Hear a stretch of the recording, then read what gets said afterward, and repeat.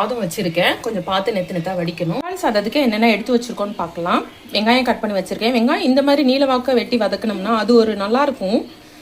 அதனால நீளவாக்கா வெட்டியிருக்கேன். தக்காளி எடுத்து வச்சிருக்கேன். 4 வெங்காயம் 3 தக்காளி வச்சிருக்கேன். எனக்கு கொஞ்சம் தொக்கு இருந்தால் கூட எக்ஸ்ட்ரா எடுத்து வச்சுக்கலாம். தை சாதத்துக்கு இதுக்கு அது கூட தொட்டுக்கலாம். கருவேப்பிலை கொத்தமல்லி எடுத்து வச்சிருக்கேன். அப்புறம் கடுகு தாளிக்க போகிறோம். கரம் மசாலா போடுவேன். நான் வந்து காஞ்ச மிளகாவும் கடலை பருப்பு போட்டு தாளிக்க போகிறது இல்லை. இஞ்சி பூண்டு பேஸ்ட் எடுத்து வச்சிருக்கேன். வெறும் மிளகாத்தூள் தான் தாளிக்க போகிறோம். இப்போ வந்து தாளிச்சிடலாமா? தக்காளி சாதம் தேவையான பொருள்லாம் எடுத்து வச்சாச்சு. இப்போ தாளிச்சிட வேண்டியதான். சாதம் வெந்துகிட்டு இருக்கு, பாதி வெந்துருச்சு. அதுக்குள்ளே நம்ம தாளிச்சு சுருளை விட்டோம்னா நமக்கு ஈஸியாக இருக்கும். இப்போ பாத்திரம் வச்சுட்டேன், நல்லா இதுவாக வச்சு இப்போ தேவையானாலும் எண்ணெய் சேர்த்துக்கலாம். நெய் வேணும்னாலும் நெய்யும் சேர்த்துக்கலாம். நான் வந்து எண்ணெய் தான் சேர்த்துருக்கேன்.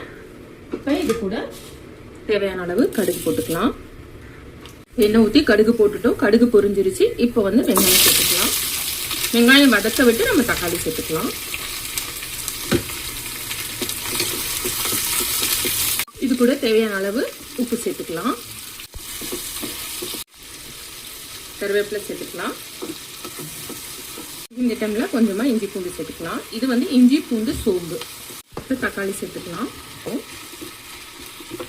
இப்போ இந்த டைம்ல கொஞ்சமா மஞ்சள்தூள் சேர்த்துக்கலாம்.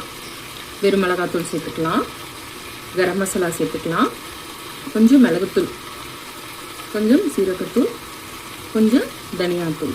அவ்வளோதான். இதை எல்லாத்தையும் போட்டுட்டு காரத்துக்கு வந்து நான் வெறும் மிளகாத்தூள் மட்டும்தான் சேர்த்துருக்கேன். நல்லா வதக்கிக்கலாம்.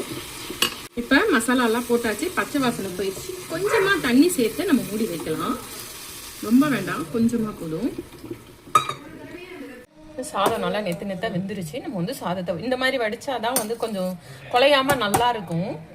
இப்போ தக்காளி சாதத்தை என்னாச்சு பார்க்கலாம். நல்லா சூப்பராக எல்லாம் வதங்கி சுருண்டு வந்துருச்சு. இந்த டைமில் நம்ம வந்து அடுப்பை நிறுத்திட்டு ஓரமாக வச்சிடலாம். சாதம் வடித்து விட்டுருக்கேன். ஆற விட்டு நம்ம இது கூட கலந்துடலாம். தக்காளி தொக்கு சூப்பராக ரெடி ஆயிடுச்சு. கொஞ்சமாக இது மேலே கொத்தமல்லி தூவிக்கலாம். அவ்வளோதான். இப்போ சாதத்தில் போட்டு நம்ம கிண்ட வேண்டியது தான். சாதம் சூப்பராக வடித்து ஆற வச்சுருக்கேன். இப்போ ரெண்டுத்தையும் மிக்ஸ் பண்ணிடலாமா? தக்காளி தொக்கு எப்பவுமே நம்ம ஏதாவது தொட்டுக்க இது பண்ணுறோம் அப்படி கிண்ட போகிறோன்னா எப்பவுமே இதில் வந்து கொஞ்சமாக எடுத்து வச்சிடலாம். சில நேரம் அதிகமானாலும் ஆயிரும். பத்தலைனா கூட எடுத்து போட்டுக்கலாம். இப்போ வந்து ரைஸுமே நான் வந்து கொஞ்சம் தனியாக எடுத்து வச்சிடுறேன். இப்போ